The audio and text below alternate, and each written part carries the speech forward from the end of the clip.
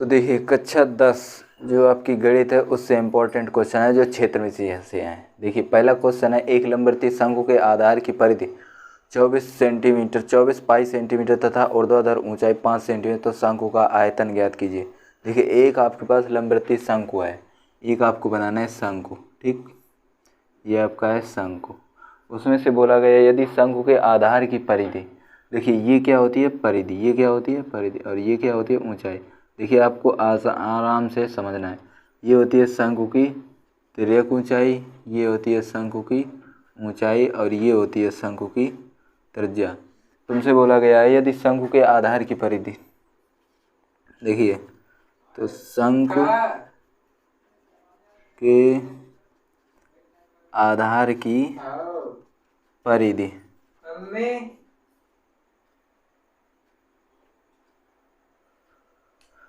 शंकु के आधार की परिधि, देखिए शंकु के आधार की परिधि क्या होती है 2 पाई आर, और वो आपको कितनी दी गई है तो 2 पाई आर। देखिए शंकु के आधार की परिधि आपको दी गई है 24 पाई, देखिए पाई से पाई, देखिए पाई से पाई कट जाएगा तो 2r बराबर 24, तो 2 से 12 24 काटेंगे तो कितनी बार 12 बार, यानी शंकु की त्रिज्या कितनी आई 12 सेंटीमीटर। इसके आगे देखिए यदि शंकु की ऊर्ध्वाधर ऊंचाई 5 सेंटीमीटर, ये आपकी ऊंचाई कितनी है 5 सेंटीमीटर, यदि शंकु की ऊंचाई 5 सेंटीमीटर, तो शंकु का आयतन ज्ञात कीजिए। देखिए शंकु का आयतन, शंकु का आयतन क्या होता है, शंकु का आयतन होता है 1/3 पाई आर स्क्वायर एच, तो 1/3 पाई का मान 22/7 इंटू आर, आर का मान कितना है 12 है, तो हम 12 को कितनी बार लिखेंगे 2 बार, क्यों लिखेंगे क्योंकि स्क्वायर है, इंटू एच, एच कितना है 5। देखिए तो 3 चौको 12, यहाँ गुणा करना है 22 चौको 88 गुणे 12 पंचे 60/7, तो 7 अट्ठे 56, कितना बचा 4, भागने जगह 0.40, 7 पन्ना 35, बचा कितना 5, 0 7 अट्ठे 56, इस प्रकार से, तो यानी 88 गुणे 8.56, इसको आपको गुणा कर लेना है, ये आपका आंसर है। तो इस प्रकार से क्वेश्चन को सॉल्व करेंगे। तो चलिए अगला क्वेश्चन देखते हैं। तो दूसरा क्वेश्चन आपके पास दिया गया है, एक लंबवृत्तीय शंकु की तिर्यक ऊंचाई 13 सेंटीमीटर तथा संपूर्ण पृष्ठ 90 पाई वर्ग सेंटीमीटर है, इसके आधार की त्रिज्या ज्ञात कीजिए। देखिए एक आपके पास लंबवृत्तीय शंकु है, सबसे पहले आपको क्या बनाना है शंकु, ये आपका क्या होता है शंकु, ये आपको एक शंकु दिया गया है। इसके बाद आपको देखना है कि शंकु में क्या क्या चीज़ दी गई, यानी क्या क्या डेटा आपको दिया गया।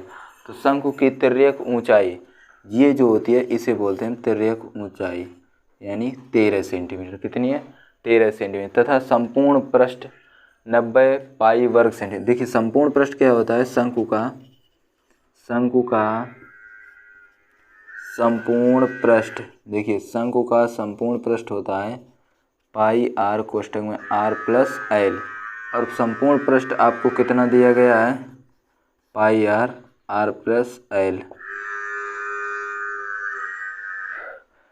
संपूर्ण पृष्ठ आपको दिया है 90 पाई, तो पाई से पाई कट जाएगा, यानी आर का गुणा करेंगे तो आर स्क्वायर प्लस आर का गुणा एल में, तो आर एल बराबर 90। इसके बाद देखिए आधार की त्रिज्या आपसे पूछी गई है, यानी आर का मान, यानी देखिए तिर्यक ऊंचाई कितनी है, तिर्यक ऊंचाई क्या होती है एल, यहाँ लिखेंगे R square plus R into L, L कितना है 13 बराबर 90। तो देखिए आर स्क्वायर प्लस 13 का गुणा आर में, तो 13 आर बराबर 90। 90 को हम इधर प्लस के 90 इधर माइनस 90 बराबर 0। 90 के हम इसके करेंगे गुणनखंड, तो 18 पंचे 90, यहाँ देखिए आर स्क्वायर, यहाँ पे लिखेंगे 18 आर माइनस 5 आर माइनस 90 बराबर 0। देखिए 90 के हम गुणनखंड करेंगे कितना बन जाए 13, तो ये गुणनखंड सिंपल हम क्या कर रहे हैं गुणनखंड, तो 18 पंचे 90, 18 से 5 गए 13, यहाँ पे आर कॉमन है तो आर प्लस 18, यहाँ पे -5, तो माइनस माइनस क्या कर देगा, माइनस माइनस प्लस, तो यहाँ आएगा 18। तो 18 क्या हो गया, देखिए r plus 18, r plus 18 common है। उसके बाद r माइनस 5, यहाँ से r का मान कितना आएगा, r प्लस 18 बराबर 0, यानी r बराबर माइनस 18, r माइनस 5 बराबर 0, यानी r बराबर 5। आपसे इस क्वेश्चन पूछा गया था आधार की त्रिज्या कितनी होगी, तो आधार की त्रिज्या कितनी होगी, 5। 18 नहीं ले सकते क्योंकि ये आंसर किसमें माइनस नहीं ले सकते, तो त्रिज्या कितनी हो गई, 5।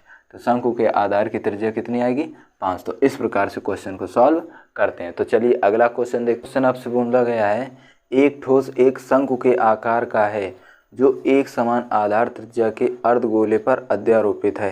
देखिए एक शंकु है जो एक समान आधार त्रिज्या के अर्धगोले पर अध्यारोपित है। मान लीजिए एक आपके पास शंकु है और एक अर्धगोला है। सिंपल आपको किस प्रकार से बनाना, देखिए एक आपके पास शंकु है, ये आपका क्या है, शंकु। देखिए सवाल को दोबारा पढ़िए। एक ठोस एक शंकु के आकार के जो एक समान त्रिज्या, अगर इसकी त्रिज्या जितनी है, मान लीजिए अगर इसकी त्रिज्या 1 है, कितनी 1, तो अर्धगोले की त्रिज्या कितनी होगी 1। तो अर्धगोला इसके नीचे अध्यारोपित है, जो शंकु है वो अर्धगोले पर अध्यारोपित है।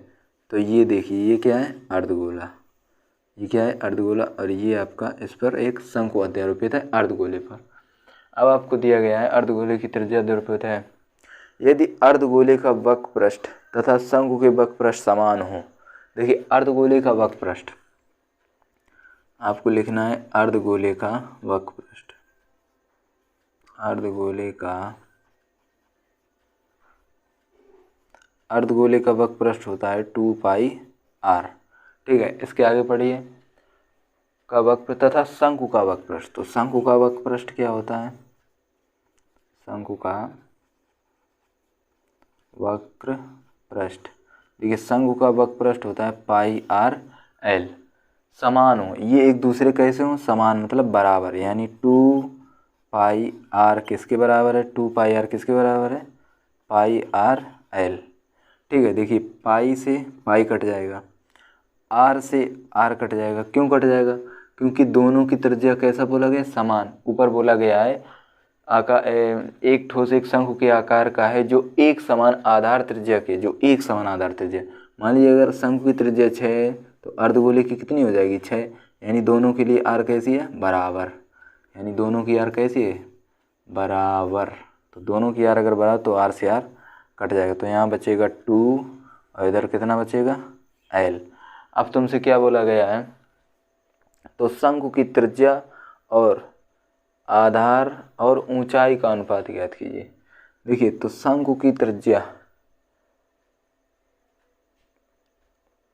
यहाँ देखिए अर्धगोले का वक्र पृष्ठ होता है 2 पाई r स्क्वायर, क्या होता है, 2 पाई r स्क्वायर। तो इधर एक r बचेगा, तो 2r बराबर l। तो हमसे बोला गया है शंकु की त्रिज्या यानी r बटे l बराबर 2/1, यानी r अनुपात l बराबर 2/1। ये आपका आंसर।